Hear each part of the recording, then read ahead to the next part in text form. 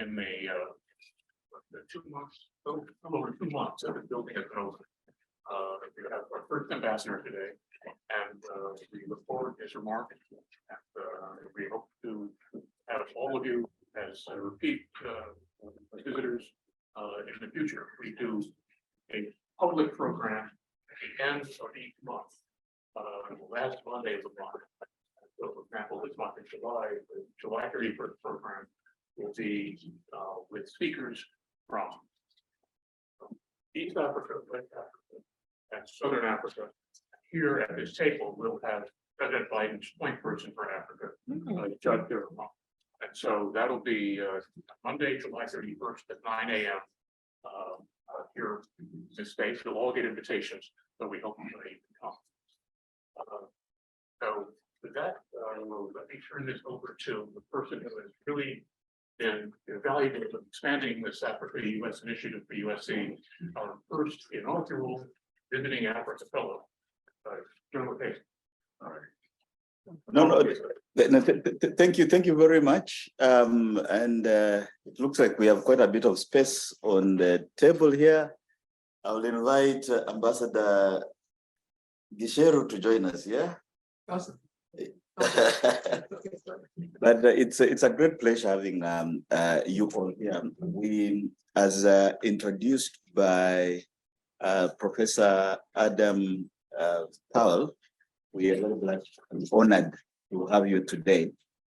And without further ado, we'll go into the event. This is in celebration of the 60th anniversary of Kenya-US relations.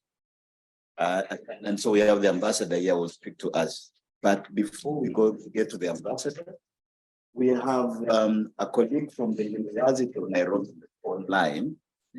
And this colleague is called Dr. Patrick Maluki.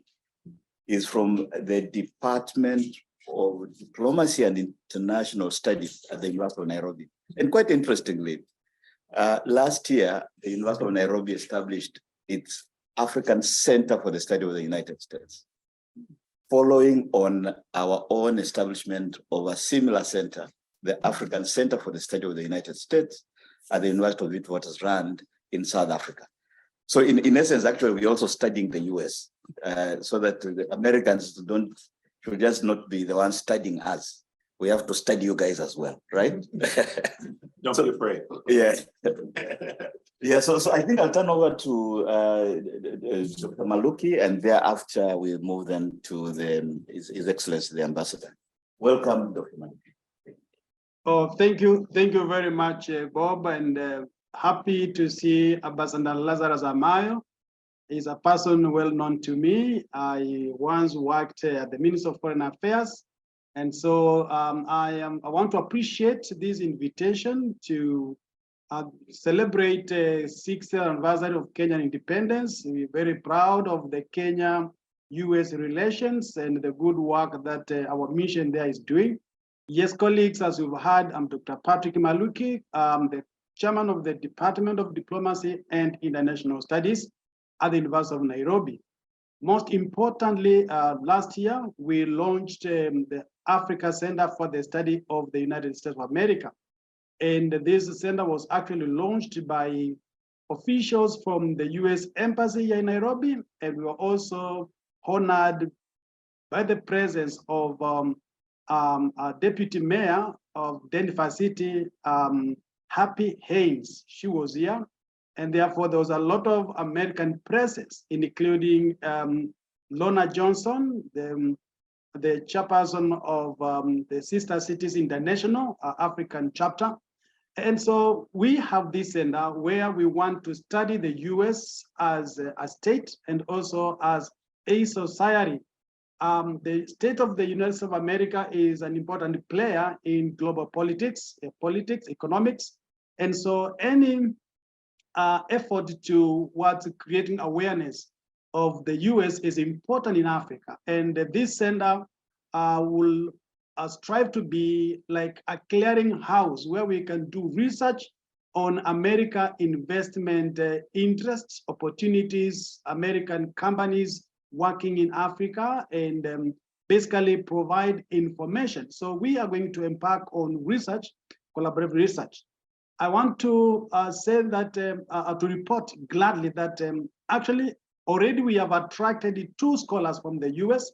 I have Associate Professor Jessica Stanton, I can remember her name very well, who has won a grant to come and do research in my department under the Africa Center for the Study of the US. She'll be looking at counter-terrorism strategies and using Kenya as a as a case study.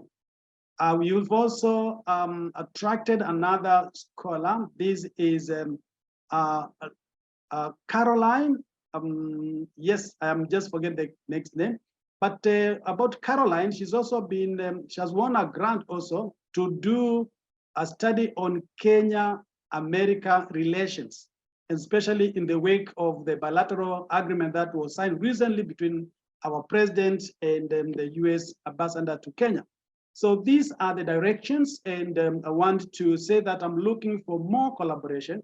We want to invite scholars from the US to come and give lectures to our University of Nairobi students to enlighten us about American way of life, American business environment, and how, yes, why America is always first among equals.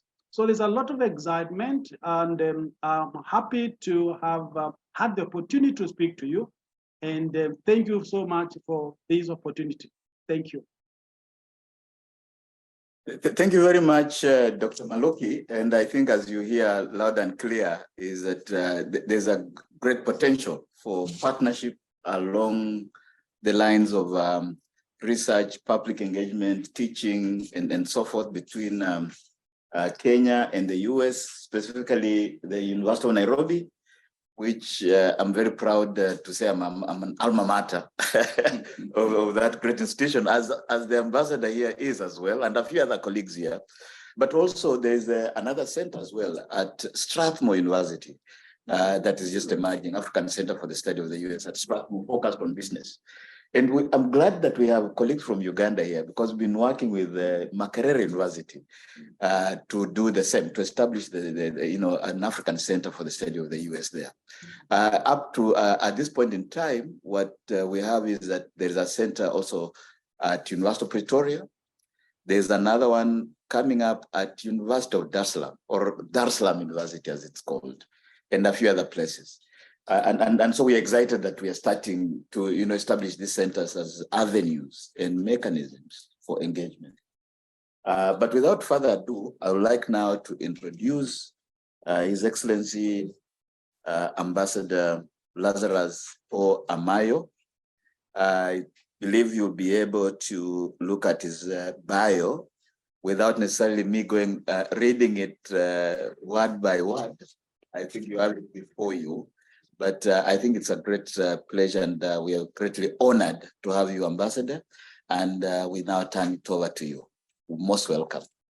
No, thank you very much, Professor Wekesa, the leadership of the Southern California University, colleagues from the Diplomatic Corps, distinguished participants, ladies and gentlemen. Let me, on my own behalf and on behalf of my colleagues from the embassy, thank you most sincerely for the invitation to have this conversation with you this afternoon. I believe it is in our wider interest and it will work towards promotion of Kenya's interest in the United States. I also acknowledge Dr. Maluki from Nairobi. At least he stayed because of the 7 hours difference. I believe as we are having lunch, he's having his dinner. But we wish him the best. I also acknowledge the arrival of my colleague, Ambassador of Togo, Frederick, joining us here. Professor Wekesa, I believe you and Dr. Maluki have given the introduction on Kenya-US relations in the last 60 years. But permit me to say that Kenya and the United States enjoy warm and broad-based relations.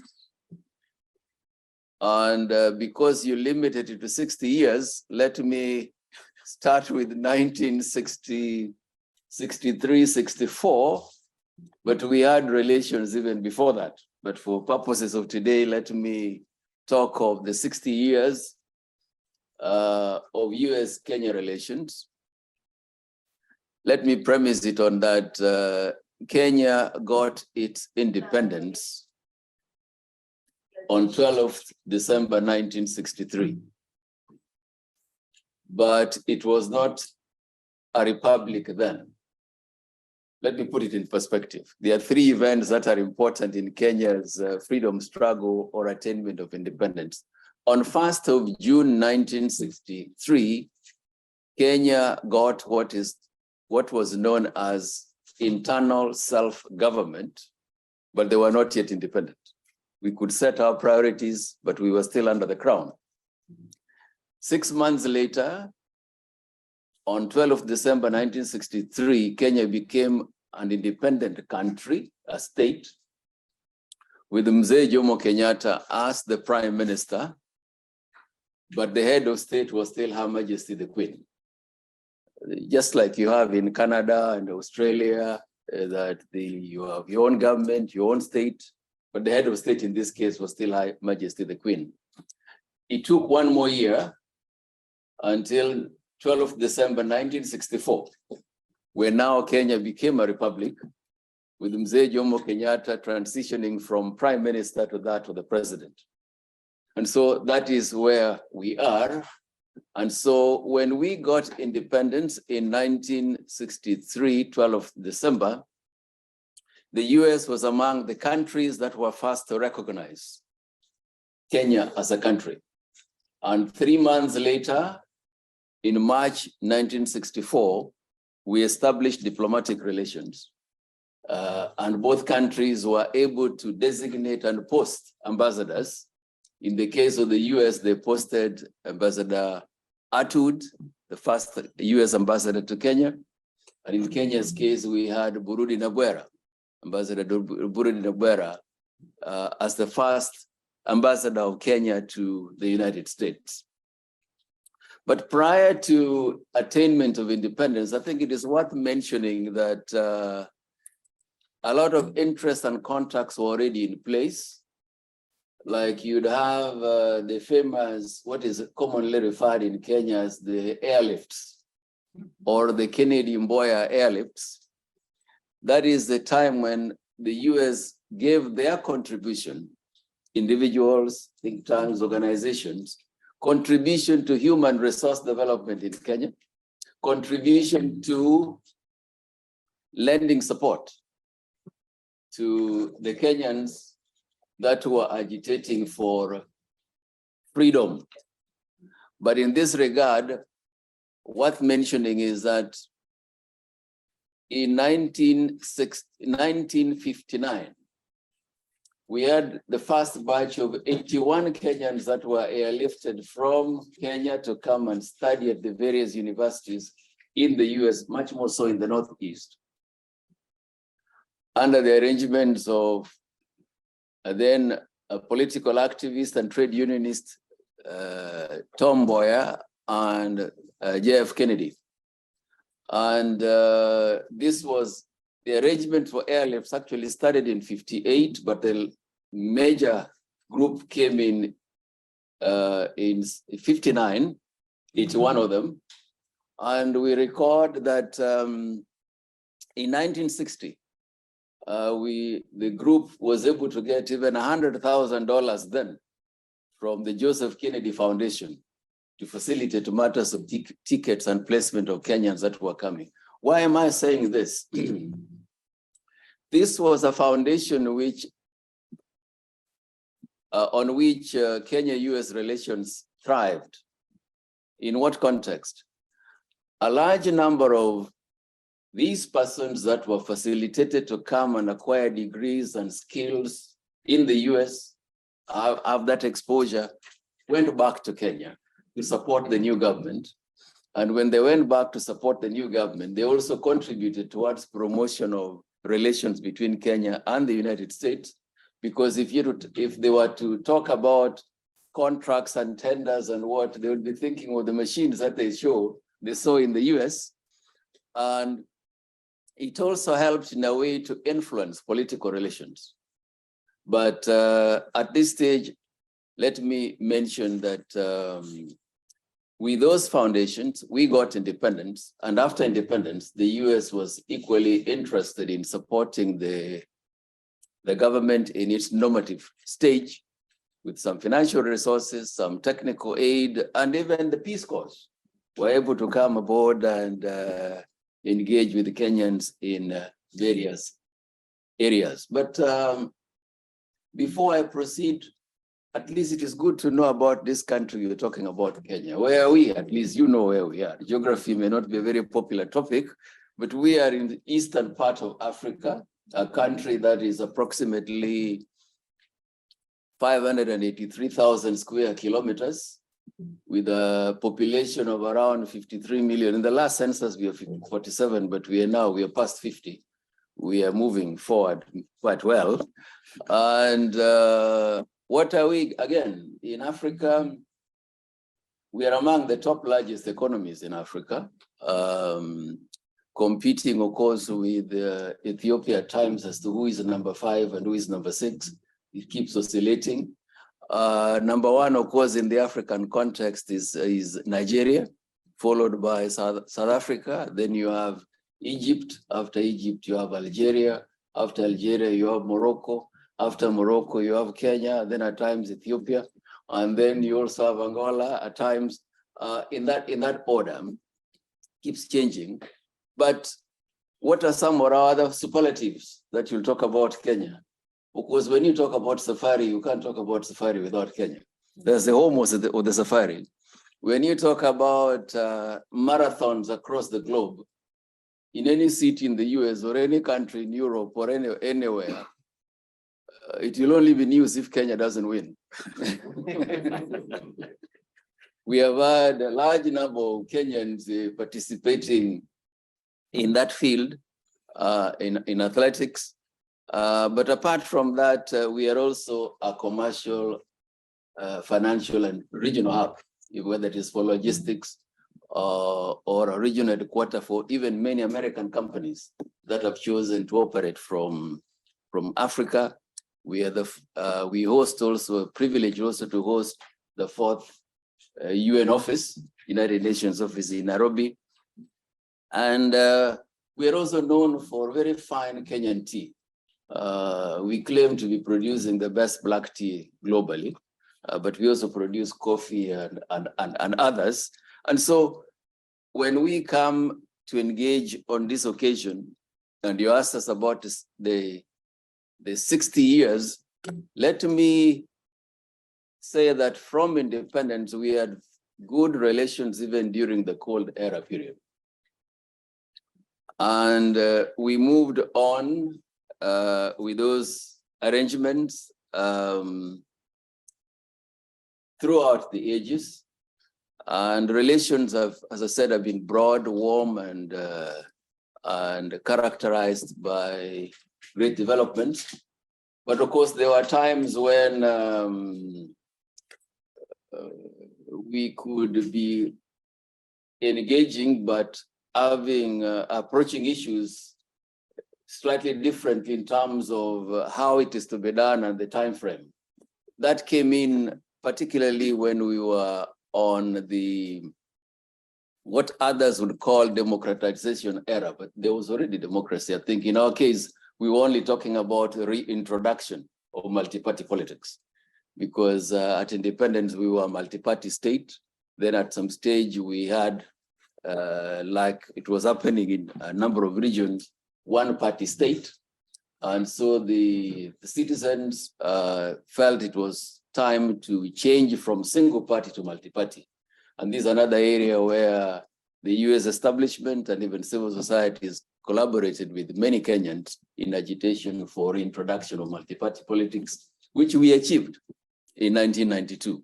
Thereafter, we had very, very warm and cordial relations with the US and in all spheres.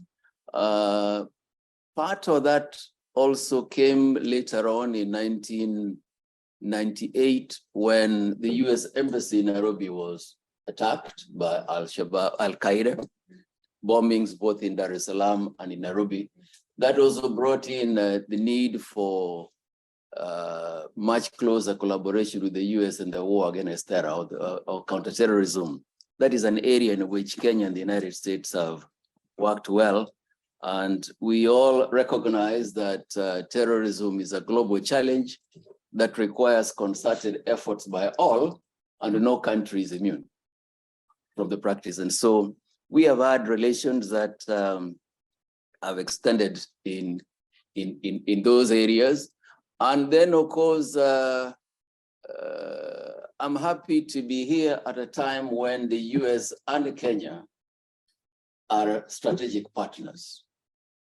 This didn't just happen overnight.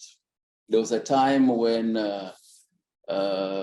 were also not reading from the same script on matters of the ICC. But I'm happy that we were able to overcome those and move from the era of essential contracts to that of strategic partners.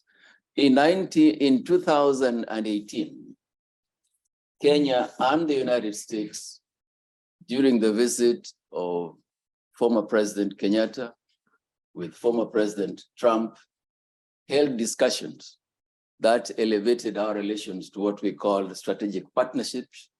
Under that strategic partnership, we had what we call the bilateral strategic dialogue as an annual event, which with venues alternating annually, to be able to look at the pillars that we identified as pillars for cooperation. And that to me has been a very successful exercise. It is bipartisan, right from the previous administration to the new administration. We have had 3 meetings. And it is in this context that I wanted to expound on our relations. Under this bilateral strategic dialogue, we have 5 pillars. Actually, we started with 4. The first one was economic prosperity, trade and investment. The second one was defense cooperation. The third one was on democracy, governance, and civilian security. And the fourth one was multilateral and regional cooperation. Then thereafter, of course, we brought in the 5th one, which was health. And last but not least, last year, we brought in the need to have environment and matters climate change, also embraced as one of the 6 pillars of the bilateral relations between Kenya and the United States. Under the economic pillar, which is number 1, Kenya and the US have had close trading and investment relations. The US is actually our 2nd largest export destination after Uganda, but 7th overall trading partner. And exports to the US account for 10% of Kenya's exports. And so it is a very important destination for Kenya. We have had a large number of American companies investing in Kenya, or even those in Africa, a good number moved their regional offices to Nairobi. And so this is a pillar under which we continue to engage. And as you'd appreciate that the framework under which Kenya, like other eligible countries in Africa are doing, we engage with the US under the framework of AGOA, which has given us duty-free, quota-free access for a large number of products. And it is in this regard that we wish to continue to expand our trade and investment. But under that pillar too, Kenya was able with the US to engage in discussions that could have brought in the FTA. And we started when the new administration, of course, came up with there was the rearrangement. And we are still now engaging with the US in discussions on what is called STIP, Strategic investment and strategic trade and investment partnership, which is to be able to help govern and provide predictability and continuity to investors. We are all trading under AGOA, but AGOA is a preferential arrangement, unilateral offer. We work on it as long as it is there. If it is not there, at least it's also good to have a fallback position, especially for non-LDC. But we engaged on discussions, whether it was for FTA or whether it is for STIP, with while being cognizant of our engagements and commitments already in the sub-region. We come from Kenya, which is part of the East African community. In the East African community, we have our own customs union. And in the customs union, whatever we engage with the US, of course, must have ultimately concurrence or the other member states. But Kenya as a country is committed to regional integration. So even as we were holding discussions, we were aware of all those. And so on STIP, we have had our meetings. The next session will be in September. We have already identified 11 chapters that are important for purposes of, for both traders and also investors in our world. I took longer on economic pillar because with the Cold War having gone those days, emphasis was now more on economic diplomacy. And it is our desire to have more investments from America. We are happy that American companies like Moderna are moving into Kenya to establish a base from where they can do the manufacturing, whether it is of vaccines or medicines. And the groundbreaking is supposed to be in a week's time. We have quite a number of them. But on AGOA, I think it is important that engagements are made so that there can be more utilization of AGOA and products that are made available. The biggest challenge is that there are a large number of countries, yes, but utilization has not been optimum. Our desire is to be able to see what is it that can enable many of the countries to be able to increase volume of trade, diversify the export products, do more of value addition, and have what would make them meet the standards, the standards that are in the US, because as at now, the number of countries that are eligible are many, but quite a number are not being able to export to the level that was expected before. But otherwise, meeting with you as think tanks, former ambassadors, current ambassadors from the academia, it is still in our desire to have AGOA renewed. And this is one of the areas in which there has been bipartisan support for Africa, irrespective of which administration has been at the White House. From 2000 to date, AGOA has always had reauthorization or renewal because it is an important pillar and link of sub-Saharan Africa to the US market. The second area where I would say we have had very close working relations with the US is on the defense pillar, pillar number 2, whether it is on capacity building, on joint and sharing of what would be useful for our people, of course, to have capacity is an area where, of course, we work closely with the US, even on counterterrorism matters. The third aspect is on democracy, governance, and civilian security. This is another area where we work closely on our own values of democracy, human rights, rule of law. We have worked on programs that are there to facilitate or to create capacity in matters of democracy, governance, and civilian security. Here again, on the civilian side, we have also worked closely with the US on matters peace and security and matters counterterrorism,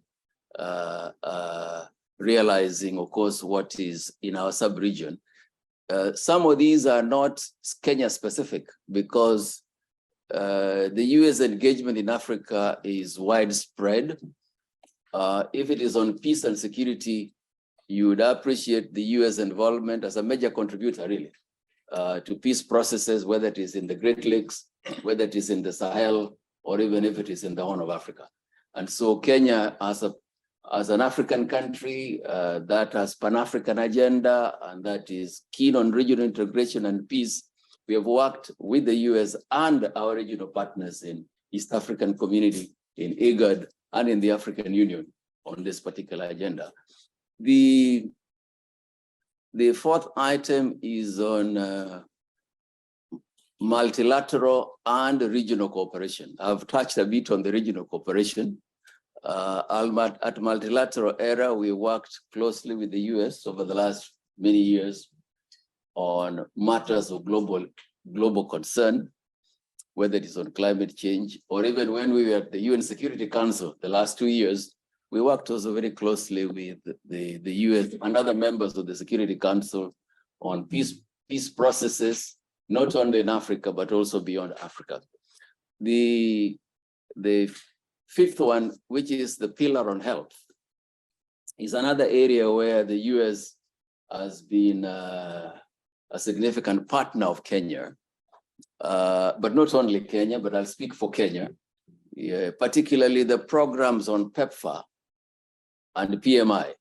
The president's emergency plan for AIDS relief is another initiative that has had bipartisan support and has continued in spite of who is occupying the White House. That is something that we appreciate. That as a result of that, a large number of people that before could have died because of AIDS, those to whom diagnosis and revelation that they are positive would have meant a death sentence, with support and collaboration with the local partners in Africa, like Kenya, those people have now been able, majority have been able to live their normal life with the assistance and support that we get from arrangements like the ones we have with the United States. Not forgetting, of course, that even on malaria, the US is a major contributor to many of our countries, including Kenya, in tackling the matter of malaria. But it's a pity that malaria still kills more people even than AIDS. Malaria still kills more people in Africa than any other. These are the diseases that are known. And so since it is preventable and it is curable, we are hoping that just like we were able to get vaccines for COVID, we are hoping that we'll be able to get vaccines for malaria whose efficacy is much higher. At least efforts have been made. There were some discoveries, some breakthroughs, but the efficacy of the malaria vaccines is still relatively low. But back to the topic is to say that we have had close collaboration with the US, even on matters health, not forgetting even support that we got when the COVID pandemic came on board. The US was a major contributor to the vaccines and other support systems in the wake of the COVID that affected Kenya, like many other countries. So but in as much as we laud and appreciate the support from the US, we ourselves as Kenya and many other African countries have commitments to increase our own budgetary allocations on matters health, because assistance or grants are for a limited period. We are conscious of that, and we've been increasing our budgetary allocations to be able to reach a level where we can transition eventually to take care of our health programs. If you look at the Kenyan case, the current administration, His Excellency President Ruto has put health as one of the priorities, 5 pillars, and particularly the matter of universal health. And so efforts are being made to make health services accessible and affordable to many of our people. The other one, of course, as I said, was on the aspect of environment and health, environment and climate change. Kenya will be hosting in September this year the Africa Summit on Climate Change. This is also coming into the realization that our contribution towards pollution of the atmosphere is relatively very low, less than 3%. But we suffer the most when it comes to the effects of climate change. And so the environment is important for us. We have also seen cases of drought that in levels that we'd never seen before, or rainfall in at times in quantities that we had not witnessed before. And we have also are aware that as a result of drought, there are situations when conflicts arise, particularly with nomadic communities, when there are disputes over pasture and water.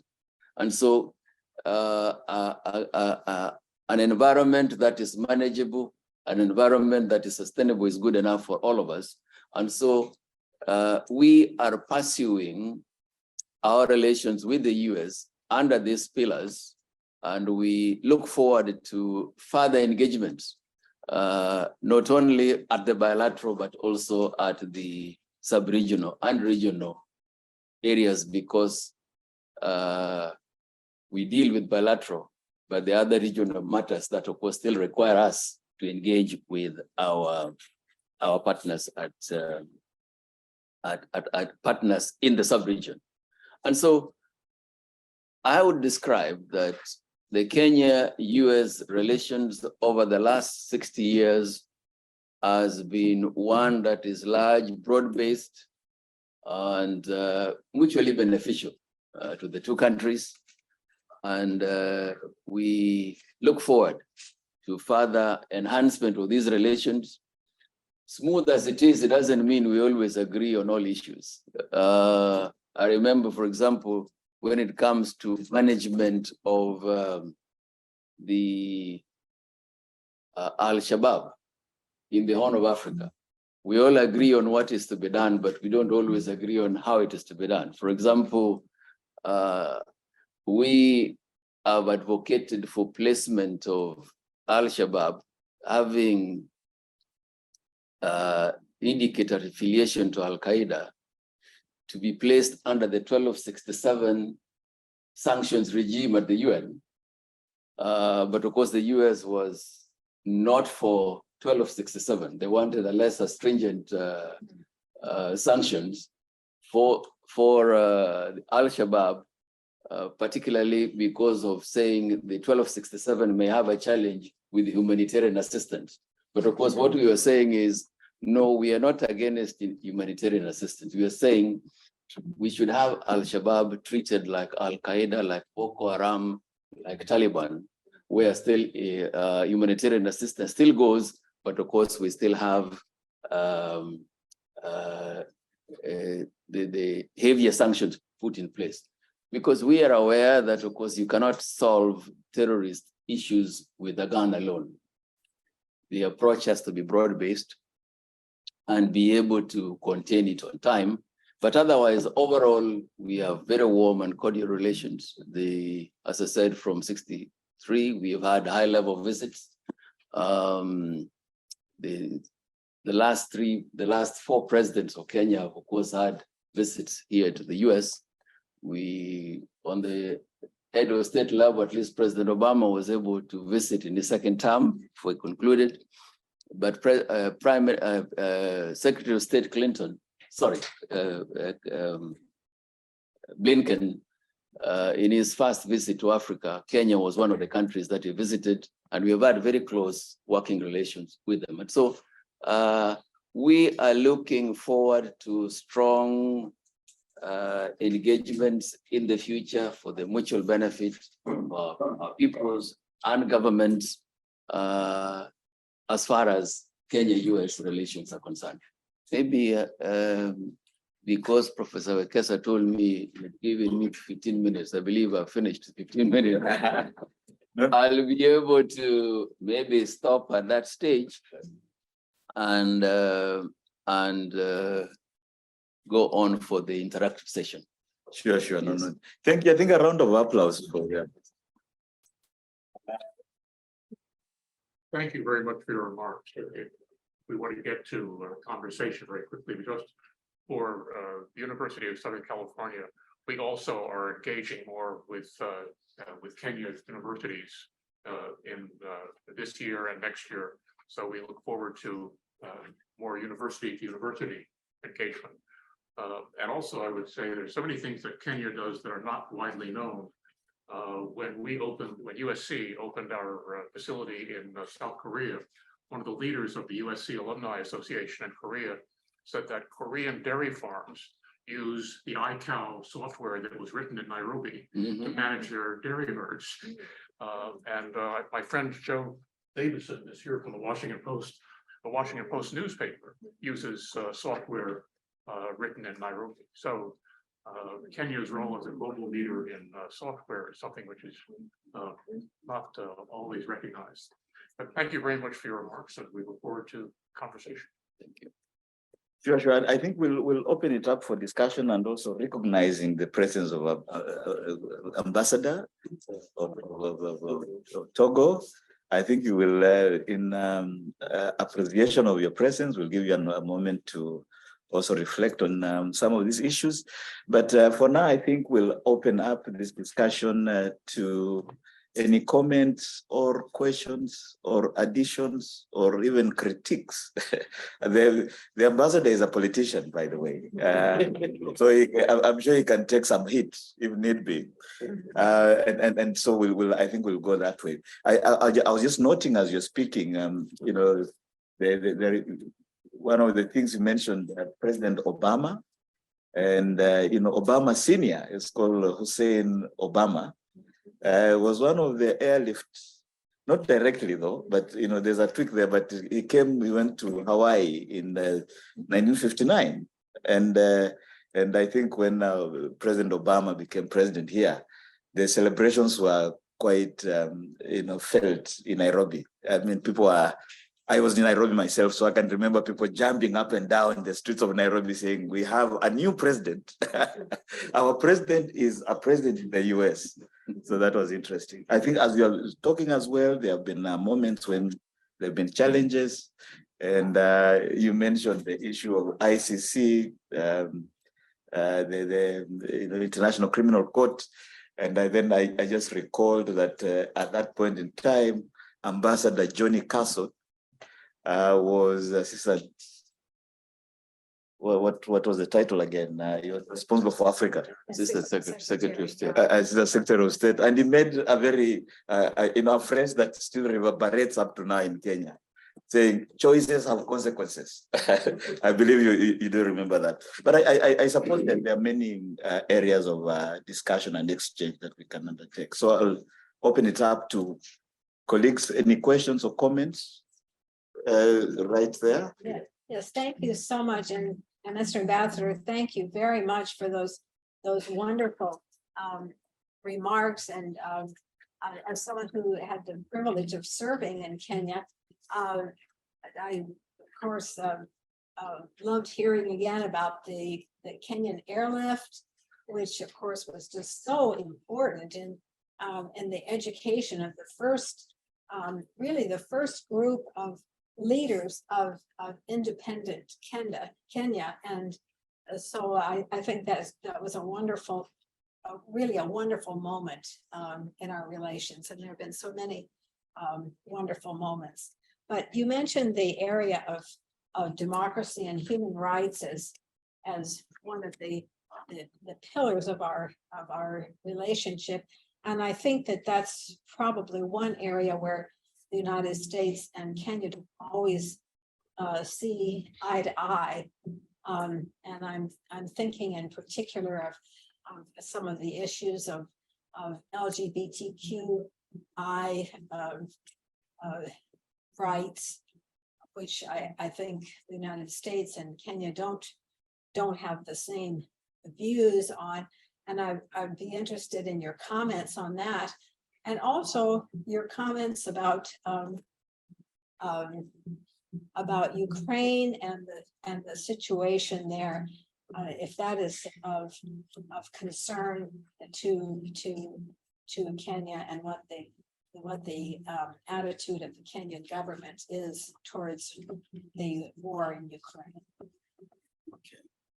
I think, Ambassador, you can respond to that, then we'll go on to the next questions or comments. Okay, thank you very much, my sister. At least you are in Kenya. You can.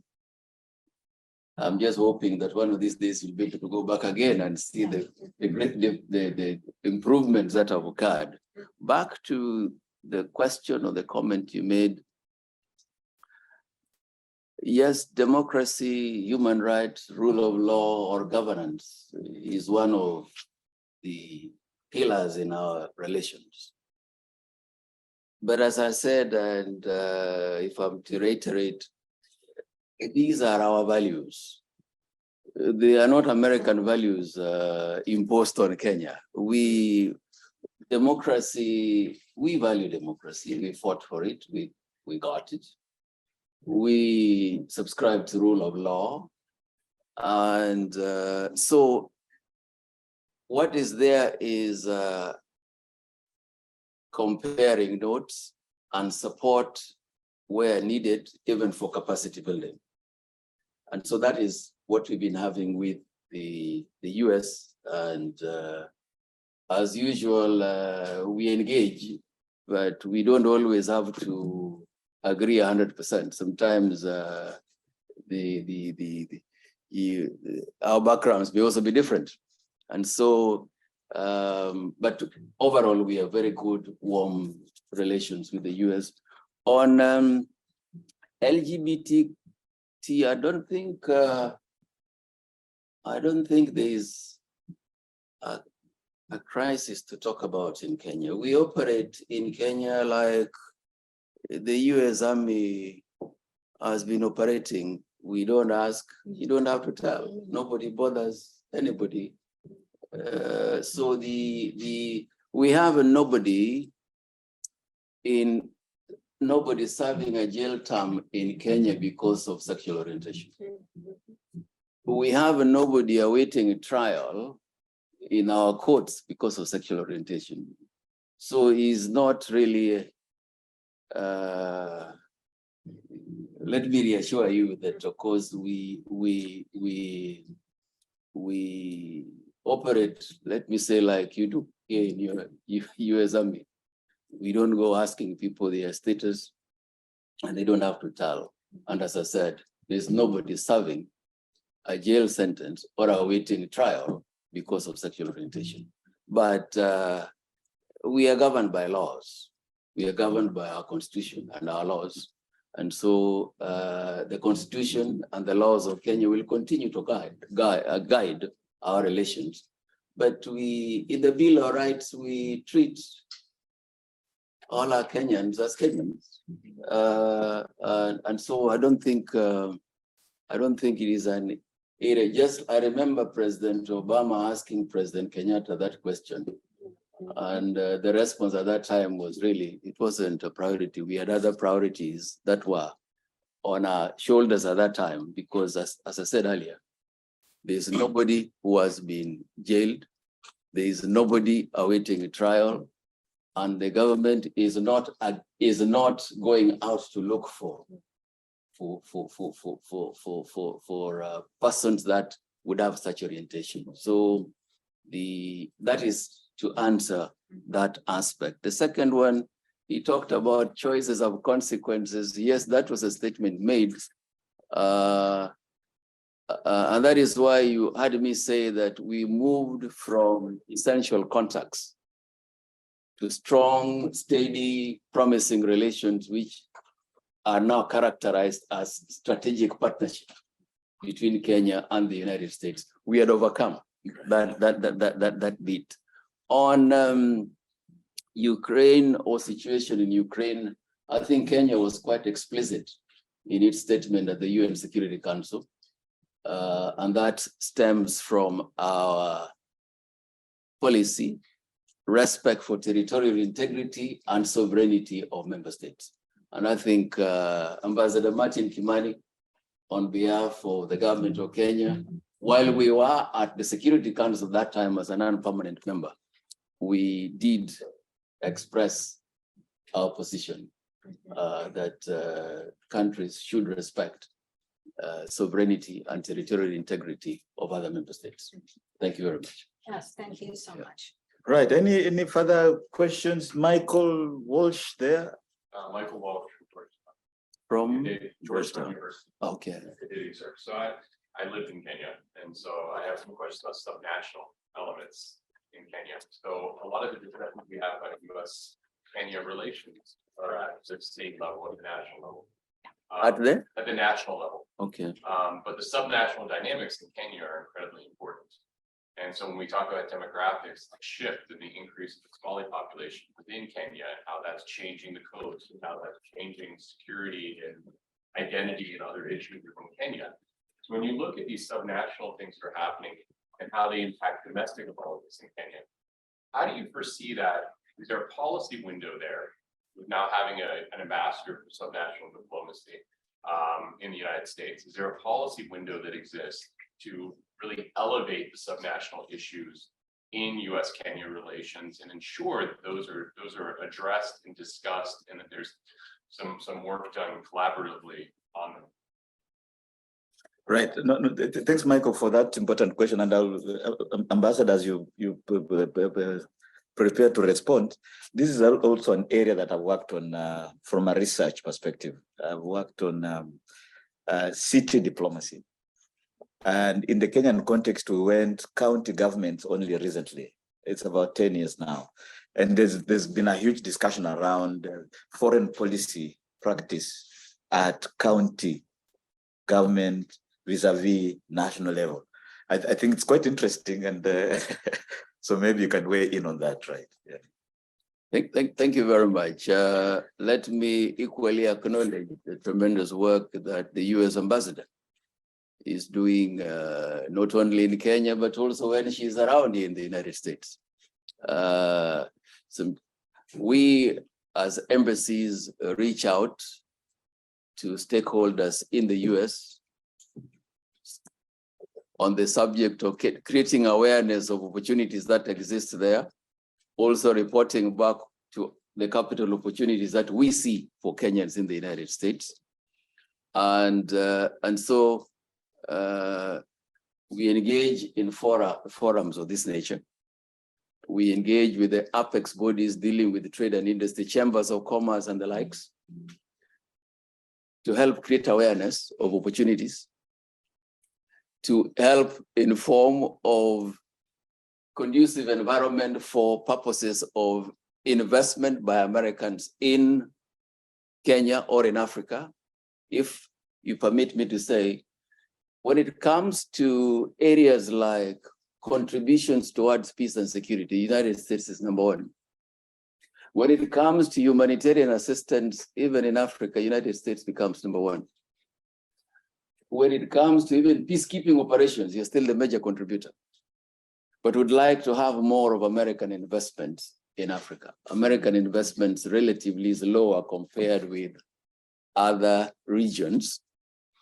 And this has been our agenda. All my colleagues here will be able to say that the atmosphere in Africa is conducive for investment, and investment including American investors. The political risks that sometimes people talk about are exaggerated. And why do I say so? Your partners from Europe and from Asia are investing already in Africa and are getting very high returns for their investment. Would be glad to have Americans also in Africa on investment. Why? We are talking of a population of 1.3 billion people, a fast growing middle class in Africa with income that the income that enabled them to buy the basic necessities, would be glad to have more of American investment in Africa, so that it is not, you get to know America not just for humanitarian assistance or peacekeeping operations. The big boys are already in Africa. They are the big girls, Coca-Cola and the Microsoft, and those are already in Africa. They don't need you and I to talk to, because they already know what is obtaining. But you are small and medium scale industries. They are small by your standards, but very big by our standards when they're back there. Those are the ones that we need you to help us convince to say, you will get good returns on your investment in Africa. If you take a country like Kenya, we have done reforms that make it conducive for investors to thrive in Kenya. And in fact, before it was abolished, we had moved ease of doing business from number 107 to number 53 by the time it was stopped. But we claim to have created an atmosphere that is conducive for investors. We have our own laws that protects your investment. We have our own courts that are there for arbitration in case there's a dispute between you and any of your partners, local or foreign. And our courts are independent enough, independent to an extent that they can be able to overturn a presidential election and nullify election of a sitting president. That shows you how independent they are. And if you go through even articles that are there through our public media, cases that are also where people have sued even the government and lost, and the government has to pay, is a testimony to the freedom of the judiciary on matters of investment. We are among the very few countries that have fully liberalized their foreign exchange regime. You can take in as much money as you have lawfully into Kenya. And when you want to take out your money, our laws allow you to take out your money, both the principal and the interests. That is a feature which may be taken for granted, but it's not universal. We in Kenya guarantee we have our own laws that protect foreign investment and local investment, and arbitration is through the courts. And so I'm saying this so that when you happen to travel to Kenya, the perceptions will be different. The Kenya you are seeing on the media and the actual one are two different worlds. And I'll give you a small example. A good number of diplomats that also serve in the continent or serve in Nairobi. A good number bought properties in Nairobi. And they also bring their parents and relatives to come and stay, because weather-wise, you can complain about anything else, but not weather in Nairobi, because it is almost springtime throughout the year. To my right is somebody who has lived in Nairobi. You don't need air conditioning for your residences in Nairobi throughout the year. All you need is to open the window if you need more fresh air because of the natural setting. And so if the environment is not so good, your own people would not be buying property and staying with their relatives in the capital. And so all I'm trying to say is, yes, my brother, we have arrangements that have made it possible for counties to be on board, because at the end of the day, devolution meant a lot to Kenya. Kenyans are advocated for devolution. And with our devolved counties, we now have 47 of them. Each county is competing for investment, for employment, for infrastructure, and the likes. And so there are opportunities that are available. I wish I was able to come with the trade attaché here, but he was attending an African group meeting on trade and investment. But otherwise, we are available. Opportunities are available for investors. And it is not government to government alone. You had me commend Ambassador Whitman, because just 3 months ago, she was in New York on a roadshow on doing business in Nairobi. You know, it was so good for me, because it is easier for you to believe her than me, because she's your own operating in Nairobi. So if she tells you about the good opportunities, it's easier to believe her. And so we work closely with the US government in promotion of trade and investment. In our case, as I said, the US is our second largest export destination, seventh largest trading partner, and our bilateral trade is almost balanced, but balanced at lower levels because our exports, I think in 2021 was 777 million. The US imports, Kenya's imports from the US were around 840 million. So we have about 1.5, 1.6 value of bilateral trade, but the potential is much, much wider than that. And that is why we are keen to work on fora of this nature to create awareness of opportunities and also to diversify the products that we export. What do we export to the US? Largely textile and apparel. That accounts for almost 65% of our exports. And then we have tea, we have coffee, we have nuts, we have cut flowers, and we have titanium minerals. The only mineral we're exporting is titanium. Now, on the other side, the major imports from the US are largely talk of aircrafts, parts of aircrafts, aspects of plastic, wheat. You have machinery, mechanical, electrical, and a host of other things that are manufactured here. But the scope is much wider. And we're inviting you to come for what reason? Investing in Kenya allows you to have access to the wider East African community market.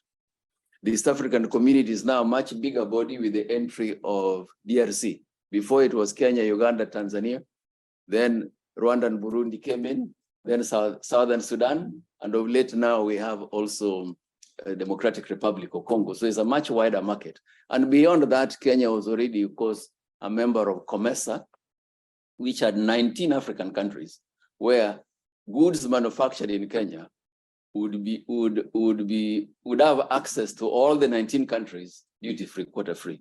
Last but not least, Africa has an agenda on having a continental free trade area, Africa CFTA, which makes Africa, aims at making Africa to be a common market. And so Kenya was among the, I think we were among the first two countries to ratify the Treaty on Establishment of Africa Continental Free Trade Area. And so opportunities are there, not only for the local Kenyan market, not only for the East African market, but even the wider one. Thank you. Right. Okay, I think we have a question there. Thank you so much, Mr. Ambassador, for being here, for speaking to so many wonderful points. My name is Daniel Atwater. It's a pleasure to be here. I work for a financial services communication company that has projects in the continent, including in Kenya and the blue zone of Nairobi. And one of the challenges that our clients deal with is just the financial makeup of some of these projects to make them work for investors. Certainly, government support, consumer demand, environmental support, all those check boxes always look very good in Kenya. Wonderful people, wonderful weather. I've had great fun running through the forests of Nairobi and drinking the tea. I mean, it's just a wonderful place. And as somebody who's from Central Coast of California. But what I can say that's a challenge is that the offtake on these projects is a challenge. Just having the local utilities or other customers for the projects in the middle market that you mentioned, not the blue chips like Coca-Cola, but the middle market, the offtake sometimes a challenge to get that signed off and licensed and approved in time for investors to actually pull the trigger on those deals.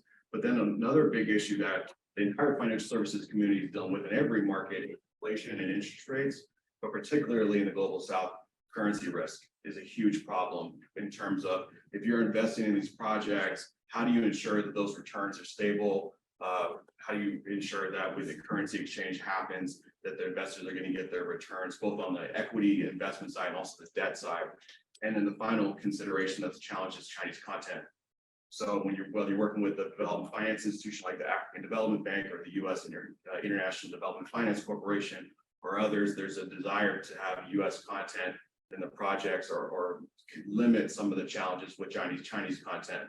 So I guess my question for you, sir, is what are some of the programs that the Kenyan government's offering to provide support for currency risk, whether that be some insurance products, sovereign guarantees on projects, and what are some of the ways that it helps to make sure that there's procurement of products for the projects that are, in addition to China, come from other places. Thank you very much. And I saw my colleague Ambassador Gasheru looking at you more closely. You may add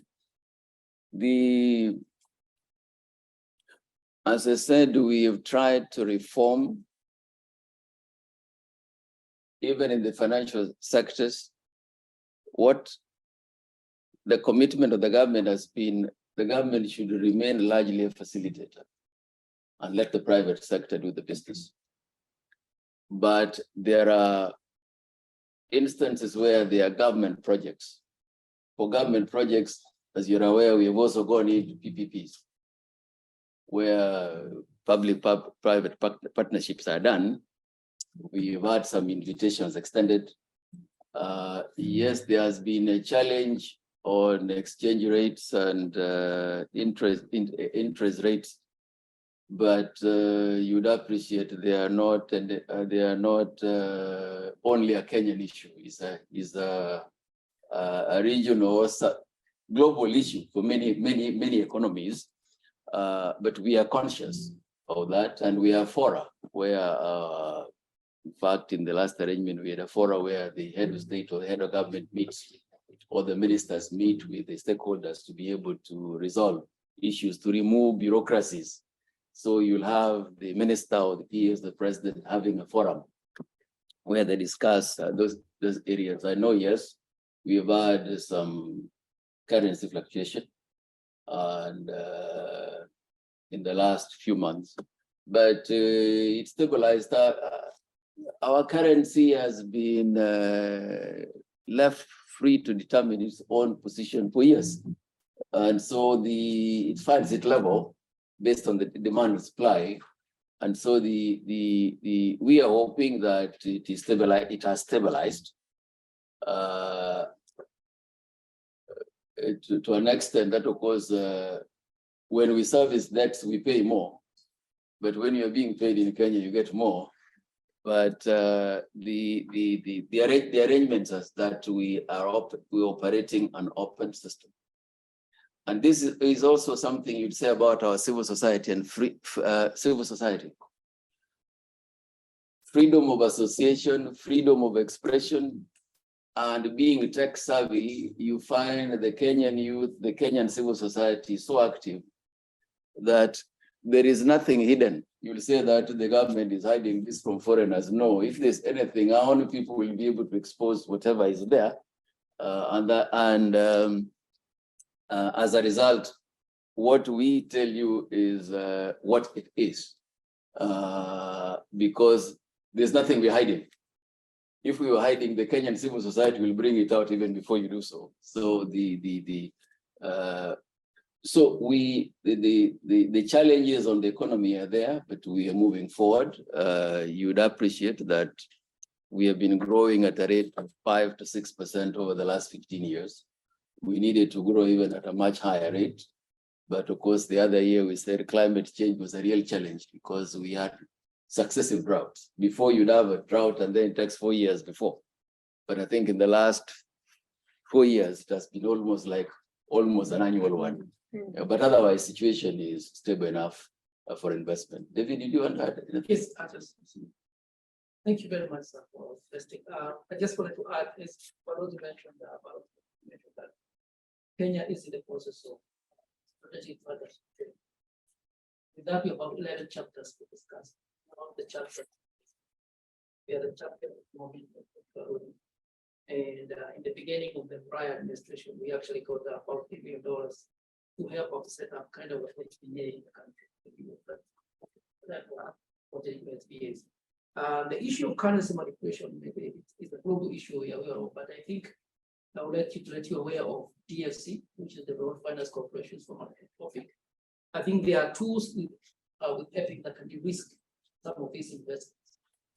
Currently, like any other country, it's not good for the short-term investors. If you are long-term investors, we are aware that our, as mentioned, our currency, we vote for currency, a very open market. Kenya is, I think, is the only country in that country with 100,000 people. Pick it out for without any question. That's the kind of openness of currency. I think that's very fundamental. So when you invest in Kenya, you're investing for long term. I think there are risky things that you can leverage on, and you can have a conversation with you. So I think in that case is when we have the proper bilateral trade agreement with the US, and I think it's very good to have this understanding on the kind of relationship US and Africa had for the last 20 years. In the year 2000, 54 African countries got into what is called agricultural security. If you look for the last 23 years, the transition of AGOA, as Polic mentioned, has been very minimal. And if you look at the reason why the transition of AGOA has been lacking, was no private sector actually, or incentive to come to African countries and help with that. And what was missing is that bilateral trade issue, a binding agreement that creates a conducive environment for the private sector to truly say now Kenya is ready for investment. That your investment you do in Kenya are at risks. They are protected. And everything that is done within that business is the same framework as you are working in. So for us, Kenya, and this is something that we're pushing for, is to have that bilateral trade agreement with the US as a superior partner. We are basically taking our standards policies and synchronizing with the United States. And where there is a gap, it's part of the implementation review. So with these 11 chapters, cover all the basic things that show that investment will be more open, be more secure, and it's binding, and it's independent of the government. So I think the Polic mentioned what has generally been missing is honest private sector investment. So the issue of the establishment of currency is only private companies investing in Africa because there is no investments in Africa. Although some of these big companies but truly in the area that Africa should be behind. If you look at the countries in Africa, all due to resource utilization problems. Look at what you have in Sudan, what you have in DRC, all those countries. It's resource extraction. So if truly US private sector, and that's what has been missing. So a country like Kenya that has gone ahead and created this bilateral trade with the US, make sure that it creates a conducive environment for you to invest there. And it's a binding. I think it's an opportunity for the American investors to come and help Africa industrialize. In our court, industrialize aluminium, Belgium. We have good stories, the Polic mentioned. We have Modern, which has come. That's support the supply chains for vaccines in Africa. Usually we would like to bring in those kind of things where we can have alternative vaccine development in Africa that's more efficient. So that's one area. The other area is in the area of so to your questions here, there are challenges of currency stability, but I also know that you will the Global Finance Corporation to help you to risk some of the investment. So we can always factor and play around with that and something we can share. Thank you very much. Thank you very much. Thank you. Right. Any final question or so? Because I think, yeah, Adam. Yeah. Ambassador, again, thank you for coming. We know you have to leave in a few minutes. No, it's okay. It's okay. It's all right. But, many here in Washington are saying that the U.S. government is to a great extent looking at relationships with African countries through a lens of competition with China and with Russia, and that this is distracting from country to country bilateral conversations. Would you agree with that or disagree?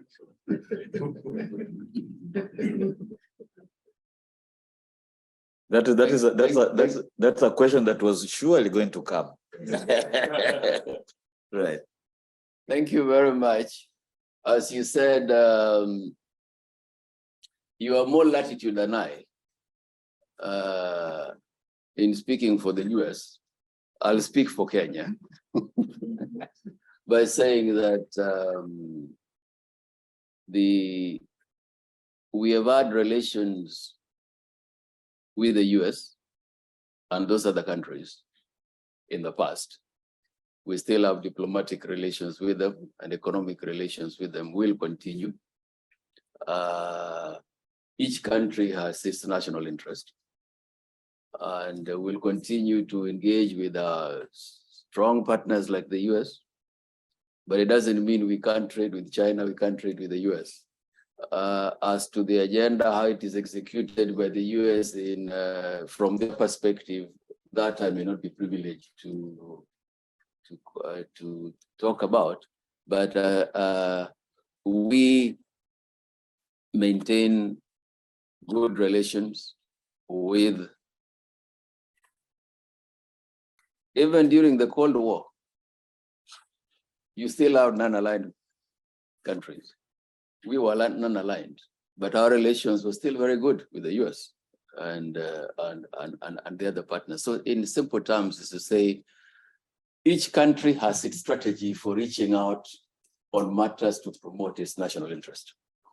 From what you're talking about, that is America from an American perspective. From us, we consider the US as a great partner with which we will continue to have relations. That relations doesn't mean as it has been in the past. It doesn't mean if you have relations with the US, you can't have relations with the other two. And so we have bilateral relations with them. We'll continue to engage with you at the bilateral level. But as to how America implements its policy on China or Russia and Africa, that we leave to the host government, the US government. But you've opened a conversation very well for our July 31st program, which is going to be on African multilateralism. Right.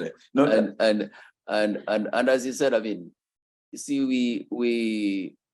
we are in Africa. There are issues that we handle bilateral. There are issues that we also handle at sub-regional level. There are issues that we handle regionally, and so these are our partners, and would like to promote more, especially these days, more economic relations, because we realize even as Africa that we need more of trade and investment than aid, because aid is not sustainable, and aid alone will not move you from a poor to a rich country. What we need is you to come and invest, so that when you invest, you create wealth, you create employment for our people, we export more, and tomorrow you'll be spending less on medical because we'll be able to take care of ourselves. But I thank you for the comment.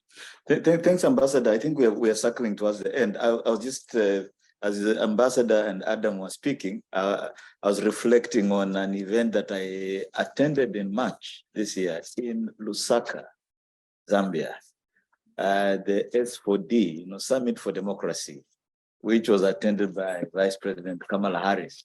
And one of the comments in the newspaper there, I think it's called Zambia Post or something, was that the Vice President Kamala Harris landed at the Kenneth Kaunda Airport, which was built by the Chinese, and then got into a vehicle. Maybe it must have been an American car, perhaps. But on the road that he drove from the airport to the venue, this is a road that was built by the Chinese.